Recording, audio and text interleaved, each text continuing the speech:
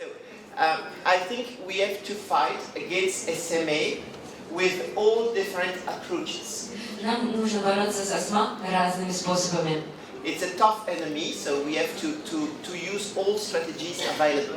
Это очень сложный враг, и нам следует использовать любые стратегии.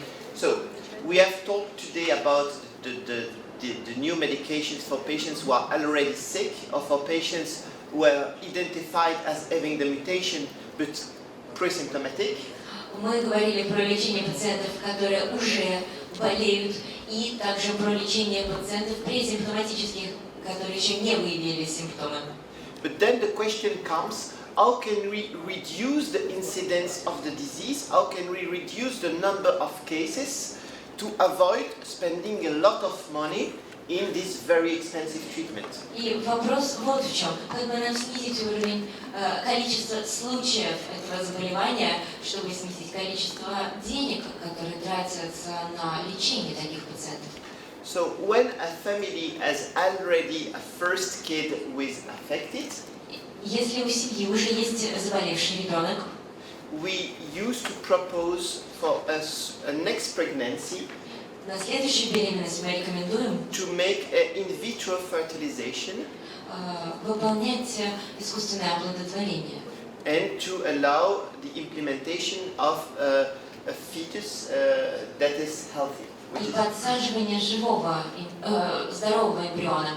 Okay, so that's if you have already identified a case in the family. Это в том случае, если в семье уже был случай заболевания. But nowadays we are more and more considering, and it has started already in Belgium, carrier screening. Carrier screening, les porteurs, de détecter les porteurs. Но в Бельгии мы уже используем следующий метод: обнаружить, не является ли человек носителем данного генного заболевания. So how does it work? Как же это работает? So let's imagine this beautiful lady. Представим, что это красивая девушка. She's just turning 20. Ей как будто только 20. And she is proposed by a doctor И ей доктор предложил to screen her for 200 recessive diseases that she could be a carrier. и провести скрининг на 200 различных заболеваний, носителем которых она в теории может быть. And when she has met the beautiful man of her life, И вот она встречает прекрасного мужчину в своей жизни. yeah, you cannot see him, but he's close to you. Вы его не видите, но он сидит прямо рядом. Then Вижу. we can test him for this the disorders for which she's recessive. Потом проверяем его на те заболевания, по которым он может быть рецессивен.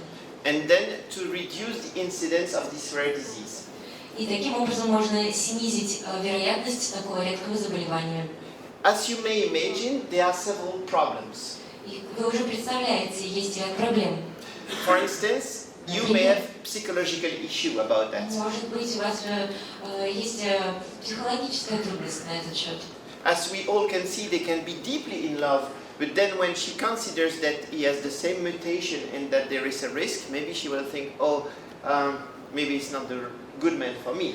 Потому что может быть так, вы по уши влюблены друг в друга, но вдруг вы узнали, что у вас у обоих одна и та же мутация, и она может проявиться у детей, вы можете решить, что это не тот человек, который должен быть с вами. So it's possible really to interfere with the life and the private life of people doing like this. Таким образом, мы, получается, вторгаемся в личную жизнь людей. The second problem is that you may have a neo-mutation, a new mutation in the newborns that you will not catch by this method. Вторая проблема в том, что у новорожденного может быть другая мутация, которую вы не обнаружили при анализе. The third problem is that you have educated people, wealthy people who go to see the doctors and ask the question and try to avoid any risk, but you have also a lot of people who don't ask the permission of the doctor to have a baby, who just have a baby like this, so you cannot screen them before. Третья проблема заключается в том, что некоторые люди, имеющие благосостояние и посещающие врачей, они могут это обнаружить и отследить, но есть и другие люди, которые с врачами не советуются, и дети рождаются. Then if I ask this young man deeply in love for his new wife, what is the probability that the son he will have with her is really his son and not the son of the milkman or the postman. Вот я этого влюбленного мужчину сейчас спрошу про его жену после свадьбы. Какова вероятность, что ваш сын это действительно ваш сын, а не сын молочника или кого-нибудь еще? I'm sorry to say it's only 93%. Это вероятность лишь 93%. 93%. So 7% of newborns are not the son of the father. И понимаете, 7% новорожденных это дети других отцов. So maybe more in Russia. I don't know if it's more or less in Может быть, Russia. уже побольше этот процент, не знаю, как в России. But just to tell you that all this carrier screening has the possibility to decrease the number of cases, but not to eradicate the disease. Понимаете, вот эти скрининговые исследования, они позволяют снизить процент случаев, но не позволяют искоренить это заболевание вообще. If we want to defeat the disease, if we want to kill the disease, we have to shoot with all weapons available.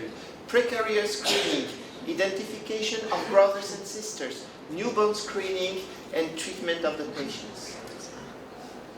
I will repeat slowly.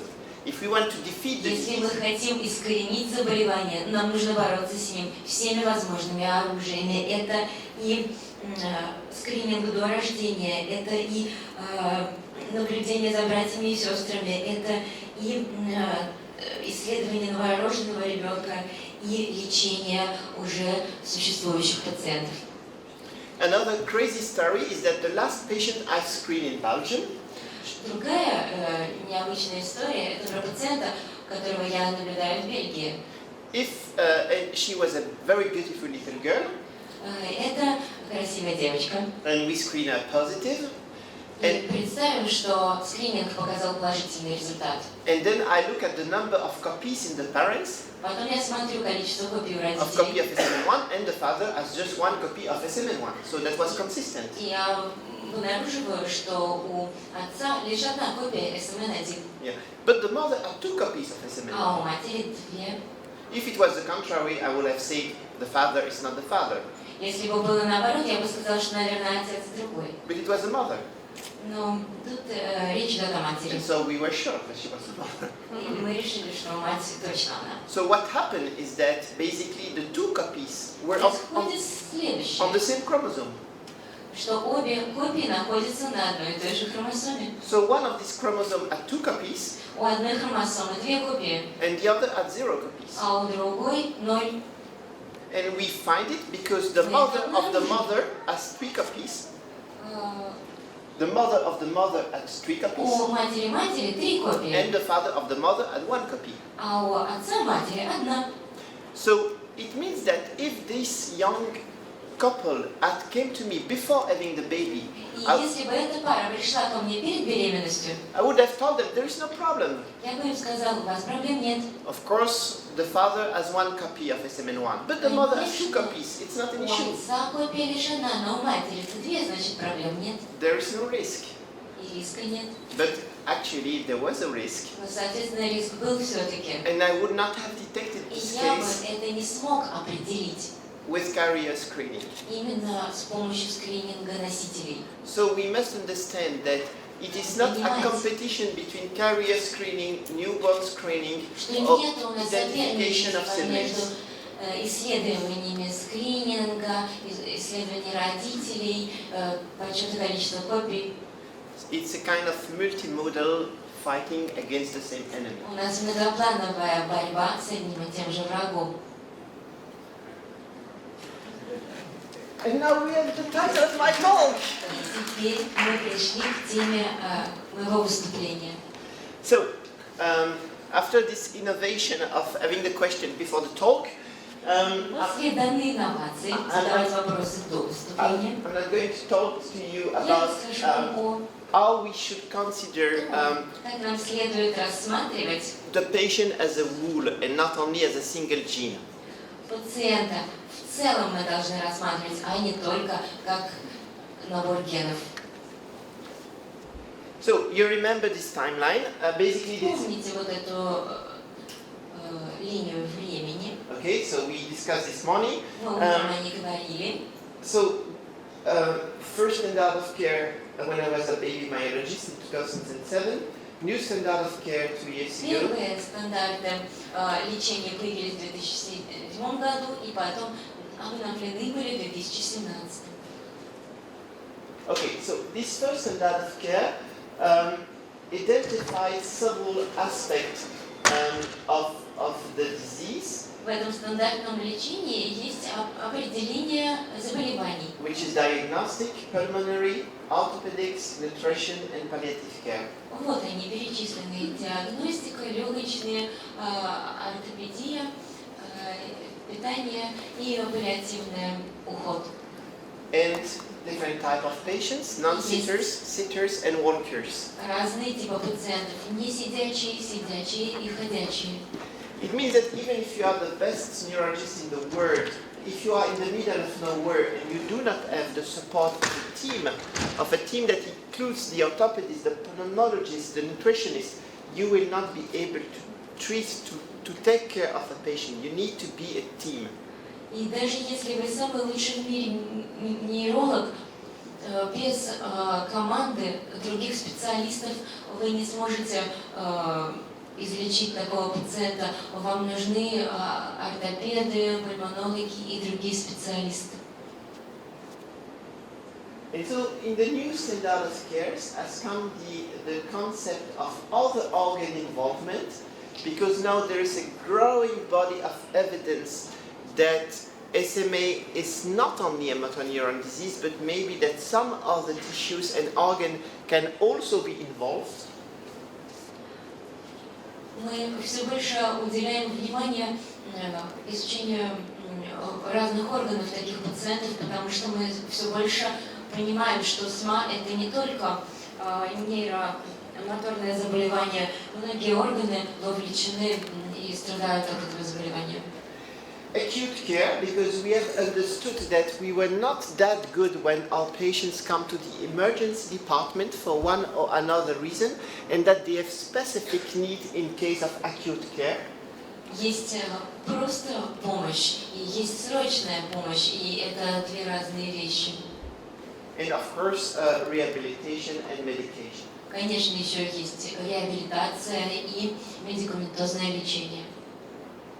Of course, the involvement of all these teams is different if you speak about a type 1 or a type 4. Роль членов команды будет разной в зависимости от типа: первый, второй или третий. You need a much broader team. You need many more people if you have patients who are more severe. Если у вас тяжелый случай у пациента, то команда нужна больше и работы там больше. So, I want to introduce you with my friend Marie-Antoinette. Знакомьтесь с моей подругой Марией Антуанеттой. And Marie-Antoinette has a type 1, type 1C. У нее первый тип С. And she delivered a very beautiful and healthy baby. И у нее родился здоровый ребенок.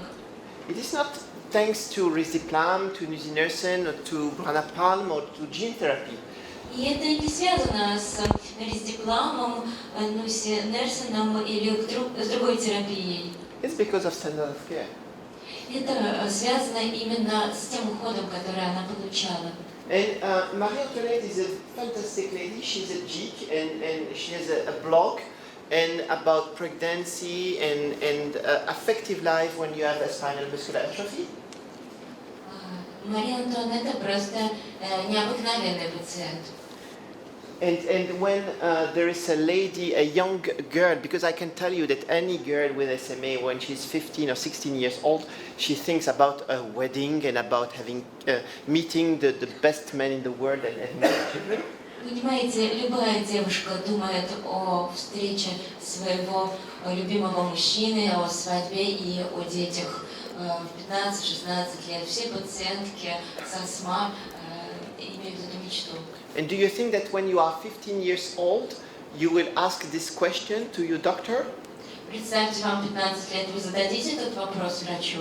No, you ask your smartphone. You say, "Hey Siri, is it possible to have babies when you have a spinal muscular atrophy?" Вы зададите этот вопрос смартфону.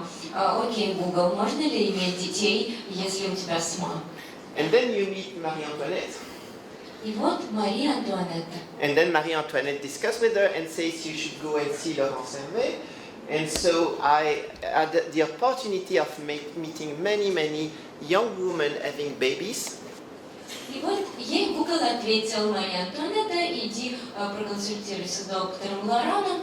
И таким образом она смогла встретить и других женщин со СМА, у которых есть дети. And I had even the opportunity of meeting these two persons. They both have spinal muscular atrophy and they fell deeply in love. Я также встретил двух вот этих людей. У них у обоих спинально-мышечная атрофия, и они полюбили друг друга. And they told me a very interesting statement that I Они мне use сказали интересную фразу. to remind when I speak with patients. They told me, with a spinal muscular atrophy, everything is slower, everything is more tiring, everything is more complex. Going to school, to university, finding, keeping a job, a girlfriend, everything is more complex and more tiring. Так вот, они мне сказали следующее. Когда у тебя спинально-мышечная атрофия, все медленнее, и все дается тяжелее и сложнее. Ходить в школу, в университет, найти и сохранить работу, найти девушку, да, все становится гораздо сложнее. But everything is possible. Но все возможно. And they demonstrate it by having a baby. И они это продемонстрировали, родив ребенка. I don't know if you noticed, they both lost like 15 to 20 kilo. Не знаю, заметно ли вам, но каждый из них сбросил по 15 килограммов. Which demonstrate that even for the male, pregnancy is a terrible period of time. И это говорит о том, что даже для мужчины беременность – это ужасный период жизни. Very difficult for all. Для них, для обоих было тяжело. Nowadays, this beautiful girl is 2 years and a half. Сейчас этой девчушке уже 2,5 года. She is normal because, of course, we help them to have a normal baby with in vitro fertilization using another donor.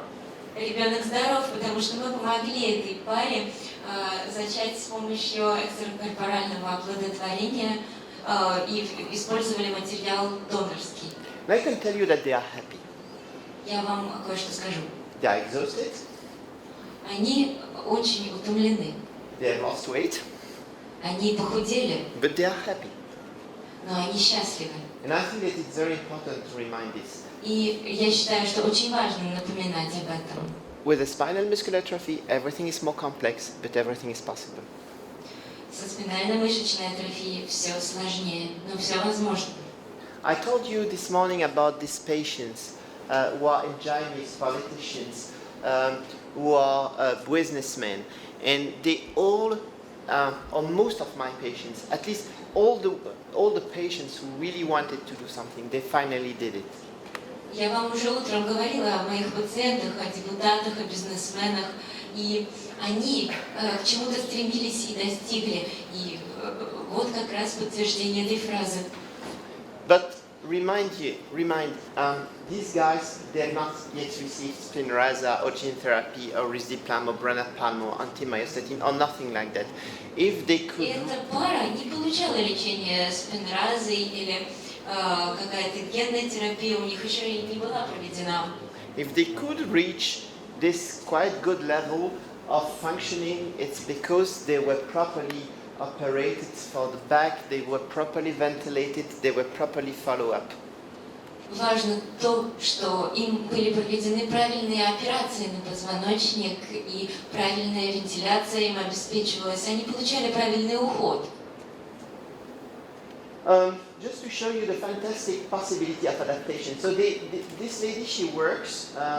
Покажу вам пример адаптации. And Эта женщина работает. Everything in the home is adapted for being a parent with a spinal muscular atrophy. Все в комнате адаптировано под пациента со спинально-мышечной атрофией. And I'm always, very surprised by how they how they are able to find the right strategy for making things happen. So that's how she does when she wants to take the kid. Вот смотрите, что она делает, если хочет, например, поднять ребенка, как она нашла способ справляться с обычными делами. Like the cat. Видите, как котеночка. So yes, everything is possible. Конечно, возможно все. So we have to understand that the primary manifestation of SMA is weakness, but the experience of patients is dominated by the downstream complication of weakness. Конечно, первое проявление выглядит просто, это слабость. Но гораздо важнее то, что говорят сами пациенты, их ощущения. So the compromised respiration, the impenetration, the deformity, and the limited functional ability. Трудное дыхание, затрудненное питание, деформации и функциональные затруднения. I used to tell my patients, you have 100,000 genes that work and one that is deleted.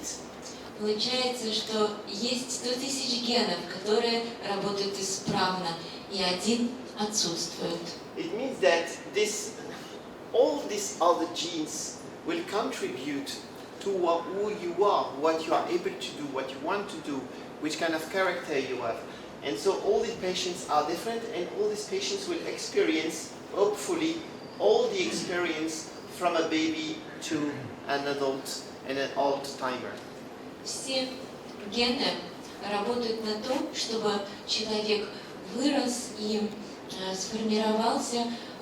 Они работают на то, к чему человек стремится. Соответственно, все мои пациенты переживают весь должный опыт от младенца до старика. So it means at first, and that was your question, before even knowing I was going to talk about that, genetic counseling. То есть, во-первых, это генетическое консультирование. Вы как раз об этом меня и спрашивали. Then they go to school orientation. Потом школа и правильная ориентация. I used to fight to bring these kids to the normal school. Я боролся за то, чтобы эти дети ходили в обычную школу. Because they are bright, they are clever, and they have nothing to do with kids who have intellectual disability. Эти дети умные, и они ничего общего не имеют с отстающими детьми. And when we discuss with school, I used to say to the director, to the teacher, Когда мы в школе это обсуждали, я директору и учителям говорил, I want this kid to go to the normal school not only for him or her, I want these kids to go to the normal school because of the other kids, because they will bring to the other kids another experience. я говорил, что эти дети должны ходить в обычную школу не только ради самих себя, но и ради других детей, чтобы те дети узнавали новое. They will bring the other kid the experience of being disabled but being clever, they will bring the other kid the experience of helping your friend, of helping someone who is different. Такие дети дадут обычным детям опыт какой? Опыт того, что человек может быть ограниченным в движении, но умным. Это опыт помощи друг другу. So I used to say, let's bring these kids to the normal school, not only for them, but for the whole society, to have a better society, for having a society that is more inclusive for people who are different. И я всегда говорю, пусть эти дети ходят в обычную школу не только для себя, но и для других детей, потому что таким образом формируется более инклюзивное общество, лучшее общество. And this starts at school. If you, from your very first age, you know that people can be different, but as clever as you are and as good as you are. If, since you are 3 years, 4 years old, you know how to help someone with a disability, you know that you can speak normally to him or her, then you will grow as a normal, intelligent person rather than a very narrow-minded person. И все начинается со школы. Если вы с детских лет узнаете, что человек может быть в коляске, но таким же умным, как и ты. В 3-4 года ребенок может помогать другому. И таким же образом вырастают и взрослые люди с пониманием того, что есть вот это ограничение, но тем не менее живой ум, и это гораздо лучше, нежели люди бы вырастали, как сказать, с ограниченным кругозором. Then the director used to tell me, yeah, that's right, thank you very much for this, thank you. But, you know, it's a lot of adaptation because we'll have to move, we will have to change the whole organization of the school because the wheelchair cannot go upstairs. So it's going to make a lot of adaptation. И директор мне на это ответил: да, спасибо, отличная идея. Я согласен, но это трудно реализовать, нужно много чего адаптировать, нужно будет все передвигать, нужно будет обеспечить какой-то подъем по лестнице особый и так далее. And then I tell them, this is a good news. You're going to give to the others a very strong message. You are going to show them that we have to make our best to adapt to the weakest. This is a fantastic news. I'm so happy for you. This is going a very strong message that you will bring to your school children and that will make them better. They will understand that it is not the disabled person that has to adapt him or her to the society, but that the society that has to be adapted to the disabled person. Это отличная новость, сказал я. Это лучшее решение, которое вы могли бы принять в вашей школе, адаптировать пространство. Тогда ваши дети, ваши ученики получат наилучший опыт, что адаптировав пространство для передвигающихся в коляске, это позволит всем иметь одинаковые возможности. Адаптация – это ключ к успеху. Of course, we have to think about house adaptation because Конечно, нужно думать об адаптации предметов дома. some of the parents they ask for it, but some they even don't talk about it. Некоторые родители прямо об этом спрашивают, а некоторые даже не говорят об этом. And then one day during the consultation, I say, well, by the way, is the house adapted? Do you have stairs at home? И иногда бывает, что на консультации я задаю вопрос: у вас дом адаптирован? У вас есть ли лестницы? And then they tell me, no, we used to carry him or her in the stairs. Они отвечают: нет, ничего такого нет, мы сами его носим. And the guy is like 30 kilo. А ребенок уже 30 килограммов. And so the question is not the risk of fall. The question is, when are you going to fall with your kids in your arms? Здесь уже вопрос не о том, что ребенок упадет, а о том, что вы, когда вы упадете от усталости, перенося ребенка все время сами. When are you going to break your back? Вы надорвете себе спину, когда все время его нося. So it's very important to have a very proactive behavior and to think for the 5, for the 10, for the 15 coming years, how we have to think the adaptation of the school, of the house. Нужно быть проактивным и думать на 5, на 10, на 15 лет вперед, как адаптировать дом и школу. Transition to adulthood is also very important because, in some countries there are the pediatrician on one side and the adult neurologist on the other side.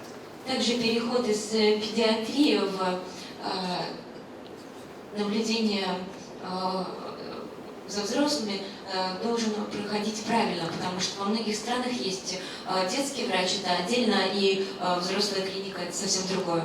And so when you are a child, you go to the pediatrician with your mother and everybody is friendly and smiling at you. And Когда вы ребенок, вы ходите к врачу с мамой, на вас все смотрят и улыбаются. And then all of a sudden you go to the adult side and you are alone without your parents and you have 5 minutes and you are in the middle of people with Parkinson and cerebral palsy.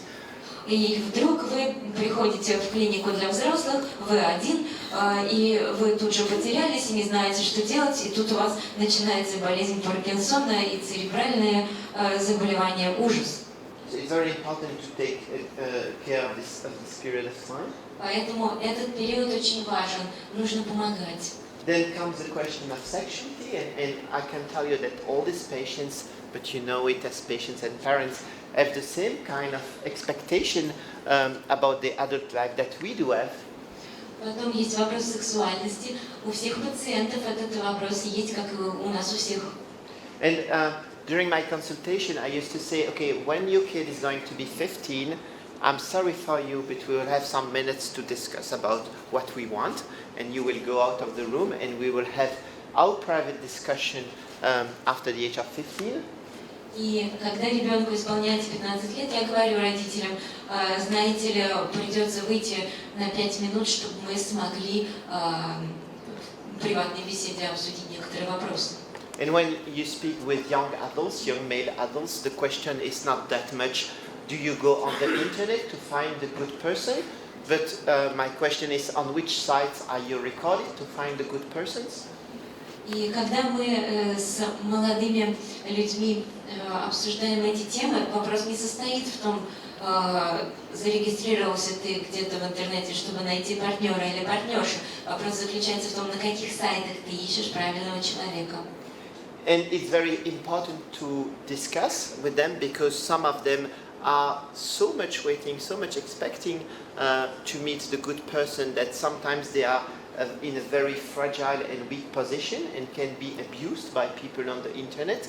So it's important to speak about that with the patients or with the teenagers, because if we don't, then we let them at the mercy of people who are on the internet and may, abuse of them. Обсуждать это очень важно, потому что часто у этих молодых людей какие-то завышенные или чрезмерные ожидания, и надо их предупредить, чтобы они не попали, как сказать, под обиды каких-то злых людей, потому что сами они очень уязвимые. So it's very important to give them the key on how to behave and how to behave on the internet. Как себя вести в интернете. Of course, there is the marriage. Потом наступает брак. And it can be before or after, whatever. Может быть раньше, может быть позже. Then you have the genetic counseling. Потом генетическая консультация. And then comes the question at the end of the life of palliative care. Потом в конце жизни встает вопрос о паллиативном уходе. And I think that it's important to discuss with parents when it's a kid or with adults when you are an adult. What should we do in case of acute problems? Should we intubate? Should we make the risk of going to a tracheotomy? What are the limitations of care that we decide together? И очень важно этот вопрос обсуждать сначала с родителями или уже со взрослыми детьми, когда они взрослеют. Что делать в экстренном случае? Интубацию или какие-то другие манипуляции? И где границы того, что мы можем и должны делать? So we used to say in Latin, si vis pacem para bellum. It means it's in the period of peace that you prepare the war. So it's when the patient is okay that you start discussing what should we do, how should we act in case of acute problems. В латинском языке есть выражение «именно в мирное время надо готовиться к войне». Так и здесь мы в более-менее здоровый период обсуждаем, что нужно будет делать в экстренном случае. And so it can go, and in Belgium it can, up to euthanasia in certain circumstances. Because в Бельгии может дойти даже до эвтаназии в некоторых случаях. In Belgium it's completely legal for patient to request for euthanasia. Когда пациент просит эвтаназию. But to be clear with you, I haven't had so far any patient with SMA asking for euthanasia. Но до сих пор у меня не было ни одного пациента с астмой, который бы попросил эвтаназию. Never. Ни одного. And sometimes when a patient dies, and then we discuss with the family 6 months or 1 year later. Иногда пациент умирает, и через полгода или год мы с членами семьи обсуждаем. Sometimes they tell you, oh, that's so stupid what happened because he was so healthy. И они говорят, так странно, что он умер, ведь он был здоров. And then I say, healthy? He was just in the wheelchair, bed-bound and ventilated 24 hours a day, and he had some stay in the intensive care unit. Is it really healthy? Вы говорите, здоров, он передвигался на коляске, у него изогнутый, искривлен позвоночник, у него искусственная вентиляция, круглые сутки, это вы называете здоровым? And then they say, yeah, but it was only the last year. But otherwise, he was okay, and he was really healthy. Они отвечают, это лишь последний год, в остальном все было хорошо. And so, just to show that to say that these patients have had the time to adapt and to adapt the expectation and then to adapt the life to the disability. Я это говорю к тому, что эти пациенты должны понимать, какие могут быть ожидания, и они должны уметь адаптировать свою жизнь под свои ограничения. And it also means that when a patient, even if he's well-bound, wheelchair-bound or bed-bound, and if he doesn't move, and you give him the possibility to move a little bit, he will be the happiest person in the world. Представьте, человек, который не может совсем двигаться, у него сильное искривление позвоночника, но если вы ему дадите возможность двигаться хоть чуть-чуть, он будет самым счастливым человеком в мире. And if you ask me as a human being, could you please rank the 10 happiest person you know? In this top 10 will likely be 7 persons with SMA who have improved their function. Если вы меня спросите, кто самые счастливые 10 человек в мире, наверняка я вам назову из этих 10 7 люди с астмой, которые улучшили свои моторные функции. On the contrary, patients who request euthanasia in our center are patients with sclerosis lateral, SLA, no, not multiple sclerosis, ALS, amyotrophic lateral sclerosis. Amyotrophic lateral sclerosis. So that's people like you and me, like 40, 45, 50 years old, who starts declining very fast and who see the life going down very quickly. Могу сказать по своему опыту, люди, которые просили эвтаназию, это было другое заболевание, это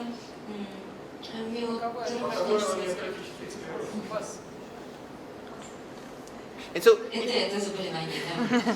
It means that the happiness. Уровень жизни уменьшался стремительно. Yeah.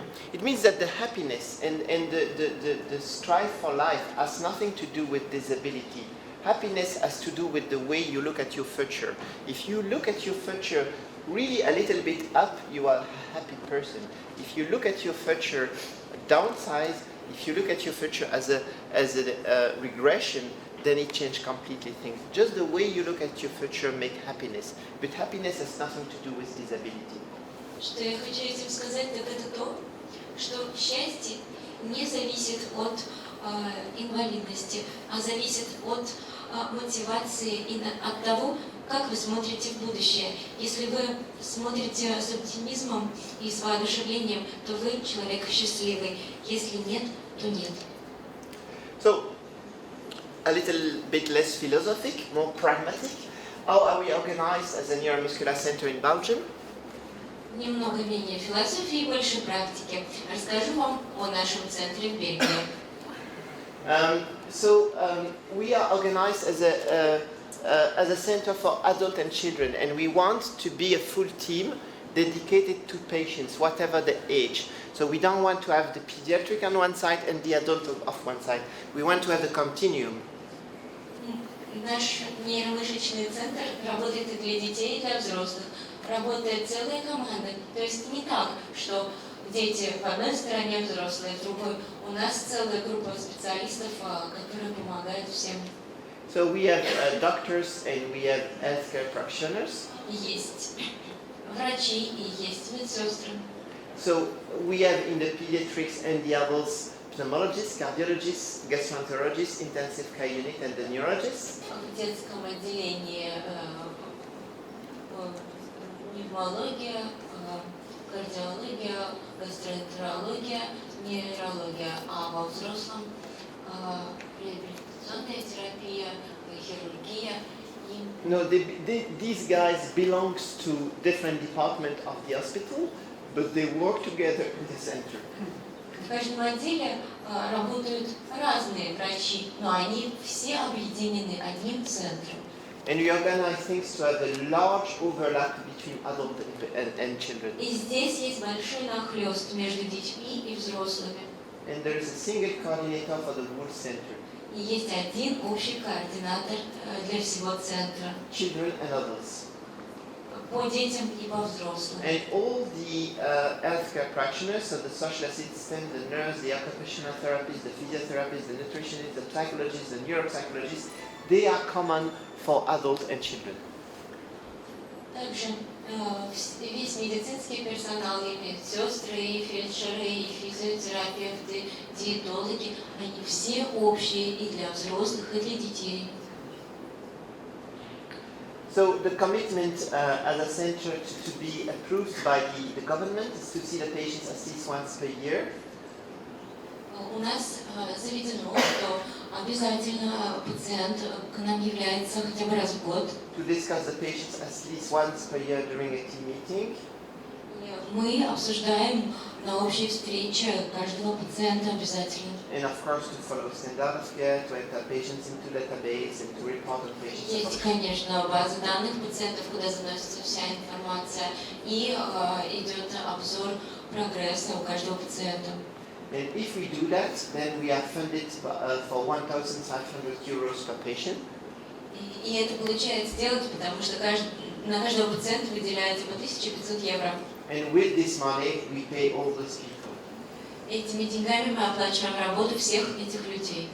So it's a very liberal system because if the patient decides to change and to go in another neuromuscular centers, or if you have more patients, then you make more money and you can hire better people. So it's quite a liberal system.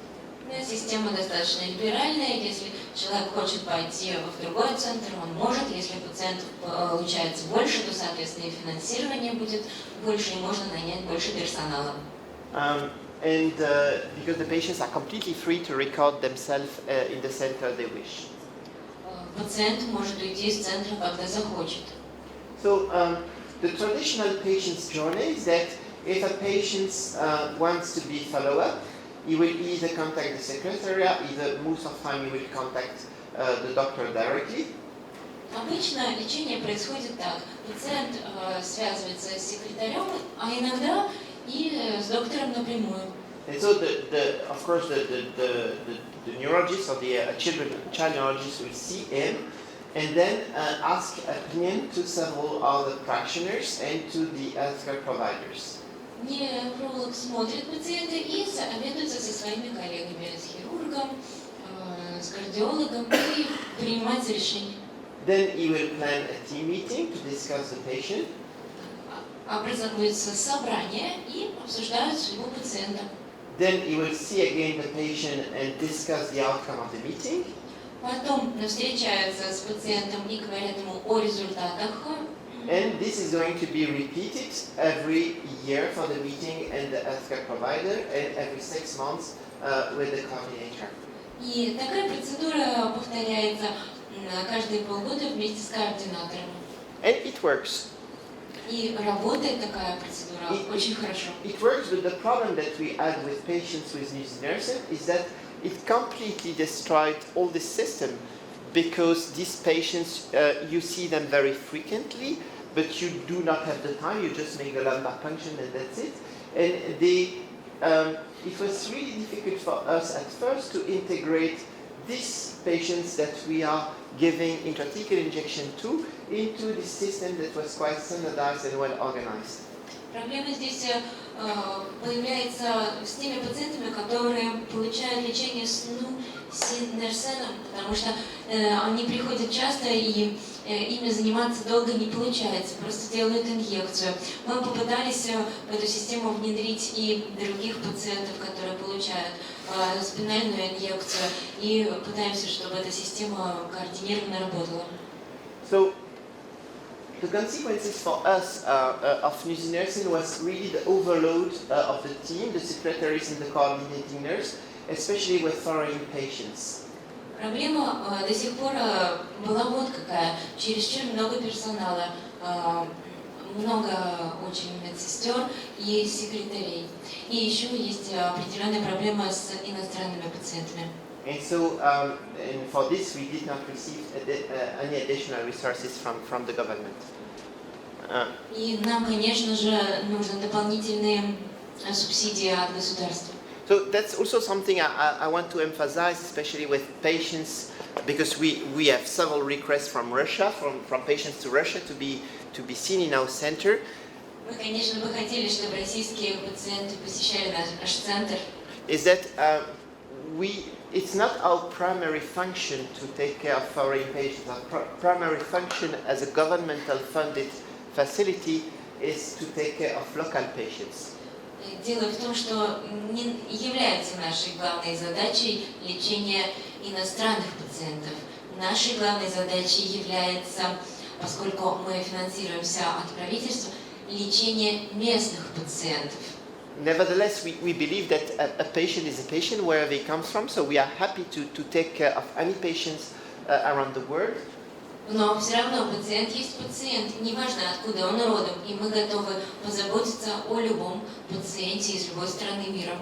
But at first it was very difficult because the secretaries were organizing everything, the workup, and were discussing with patients from other countries, and at the end of the day everything was cancelled because the visa was cancelled, because the patients could not travel. And for the team it was very difficult, because if you work and you see that the patient is doing better, you are happy and you will work more. If you work and your work is cancelled, then you are completely disappointed and you stop working. Проблема была в том, что часто иностранные клиенты получали возможность встретиться, и секретари организовывали все необходимые встречи, но в какой-то момент пациент вдруг не получал визу или по каким-то причинам не мог поехать, и все назначенные встречи срывались.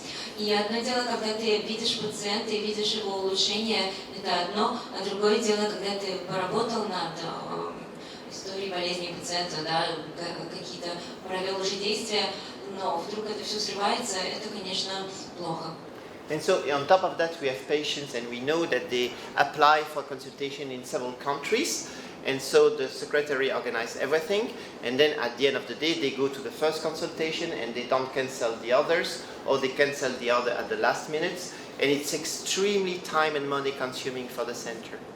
Потом бывает так, что мы организуем в других странах выездные консультации, секретари организуют встречи с пациентами, но бывает, что в какой-то последний момент все срывается и получается перерасход и времени, и денег для центра.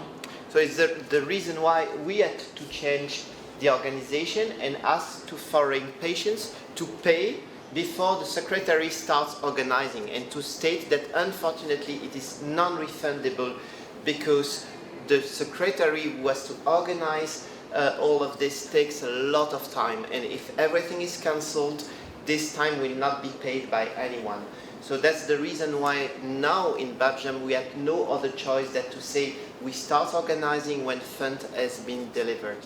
Именно поэтому мы просим иностранных пациентов оплатить прежде, чем секретари начнут организовывать и устраивать всю эту работу и встречи, потому что такая организация занимает очень много времени, и если вдруг в последний момент все сорвется, то эта проделанная работа останется неоплаченной. Поэтому, к сожалению, сейчас в Бельгии мы можем сказать, что мы готовы лечить иностранных пациентов только в том случае, когда деньги поступят на счет.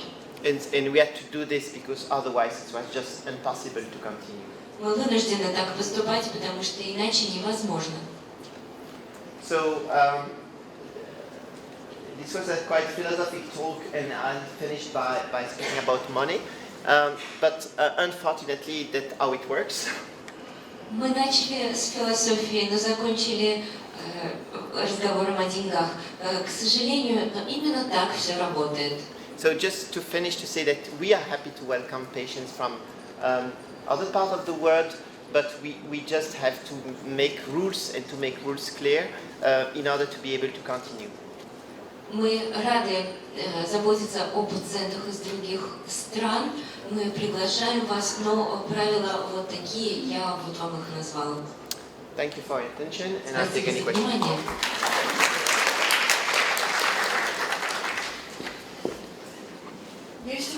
вопросы, профессор?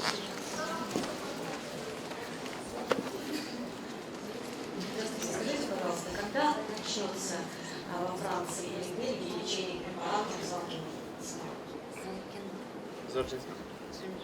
C'est quand le traitement avec ce médicament commencera? So in France, we have started Zolgensma outside clinical trials. Мы во Франции начали использовать Зольгенсма раньше клинических исследований. Within a very specific French mechanism that is called the ATU, Autorisation Temporaire d'Utilisation. И это в рамках следующего проекта «Временное разрешение на использование». The point is that it is reimbursed by the social security. It is not free, it is reimbursed by the social security. Дело в том, что это лечение не бесплатно, но оно возмещается через социальное страхование.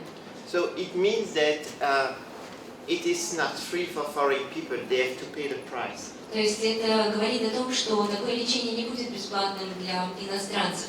Им придется заплатить. And the problem is that the price is not yet known. И проблема в том, что цена пока неизвестна.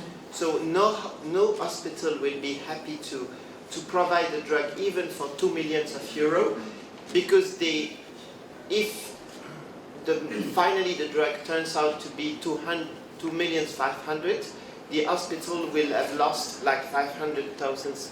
So no hospital, to my knowledge, in France will provide this drug to foreign patients because of this risk that they consider. И, соответственно, ни одна больница не решится обеспечивать иностранного пациента медикаментом в $2 миллиона, если потом окажется, что этот медикамент стоит 2,5.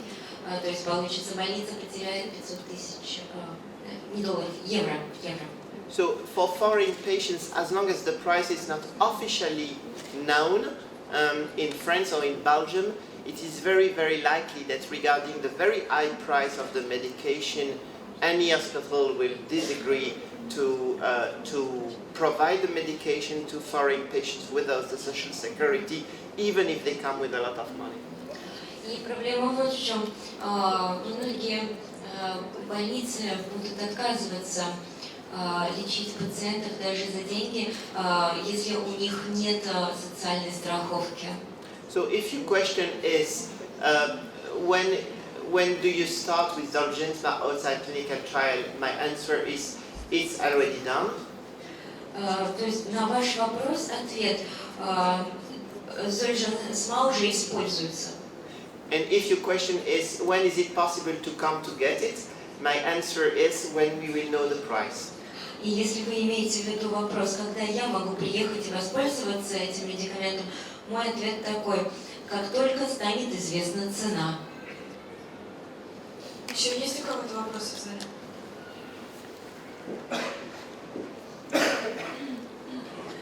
Скажите, пожалуйста, какую из терапий против СМА, в том числе, которая и находится в исследованиях, вы можете выделить как наиболее эффективную и для детей, взрослых, не для младенцев, примерно более старших?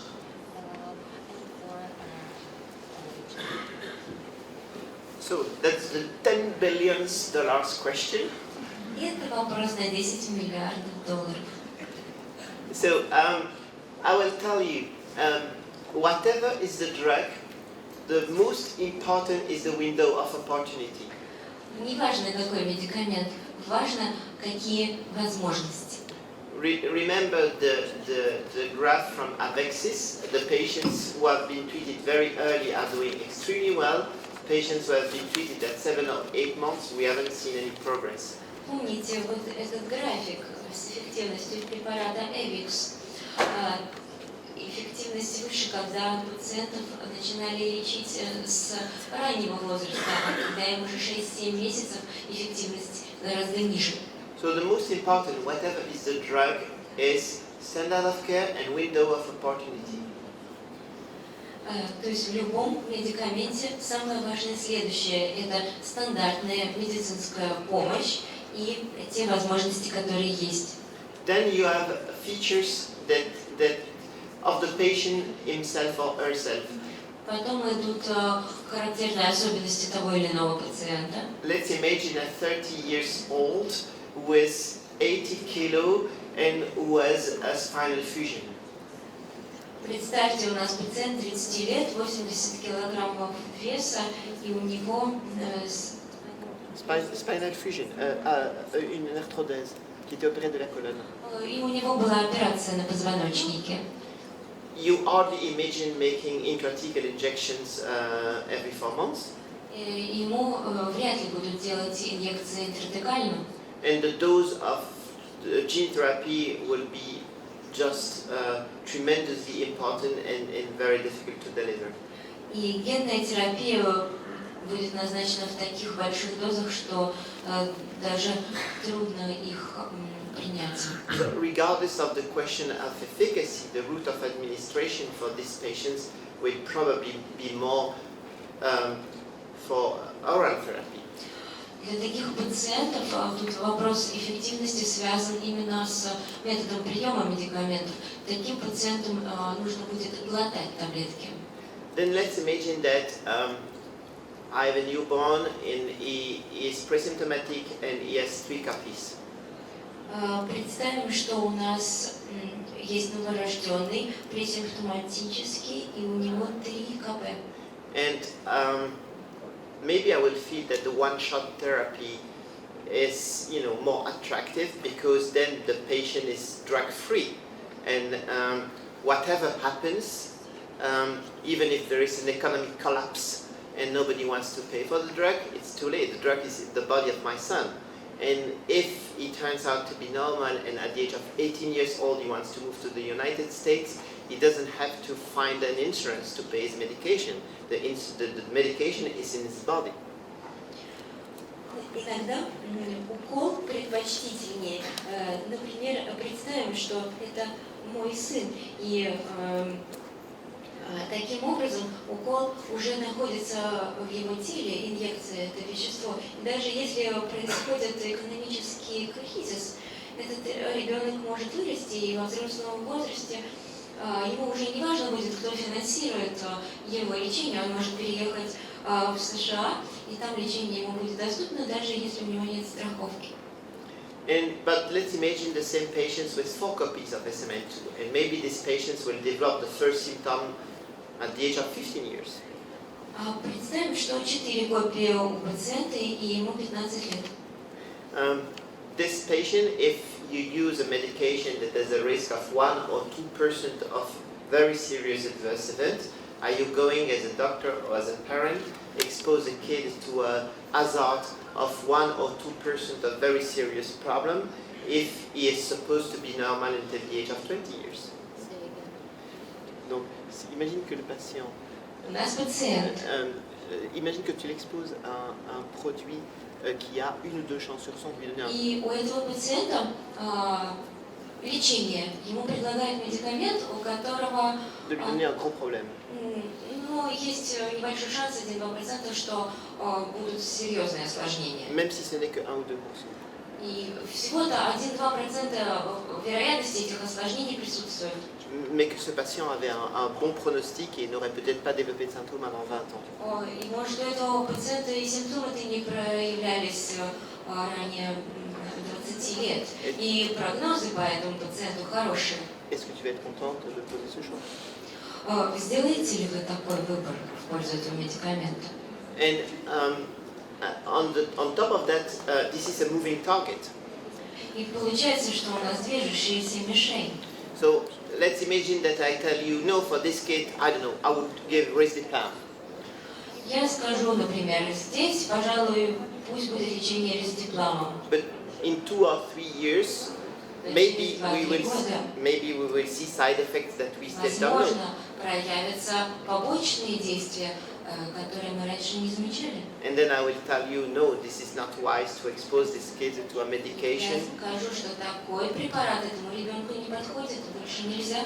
So we receive like every month, every 2 months, Каждый месяц или два у нас new pieces of information новые данные on efficacy по эффективности and on safety, и по безопасности. and our global understanding of the treatment, change a little bit every month. И общее понимание лечения каждый месяц немножко меняется. So to tell you this is the best one, this is the silver medal, and this is the bronze medal, it's purely artificial because it's Сказать вам, что это победитель среди препаратов, этот на втором месте, а этот на третьем, так было бы сказать нечестно. so I think it's something very important to tailor and to shape on a patient per patient basis. Легче сказать, ориентируясь на конкретного пациента. Спасибо большое. Мы немножко вышли за рамки времени, нам нужно оставить немного времени на то, чтобы проверить аудиторию и немножко перекусить. Мы благодарим еще раз Лорен Сервais.